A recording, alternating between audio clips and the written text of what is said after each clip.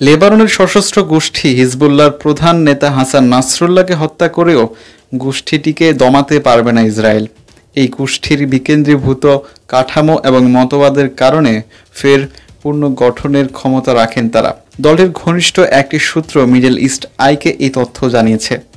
নাম প্রকাশে অনিচ্ছুক ওই সূত্র জানায়, গত কয়েক সপ্তাহ ধরে হিজবুল্লাহর নেতৃত্ব ও শীর্ষ কমান্ডারদের লক্ষ্য করে ইসরায়েলি গুপ্ত হত্যা এবং এর নিরাপদ যোগাযোগ নেটওয়ার্কে লজিস্টিক হামলা দলটির সামরিক ও নিরাপত্তাকে উল্লেখযোগ্যভাবে দুর্বল করে দিয়েছে।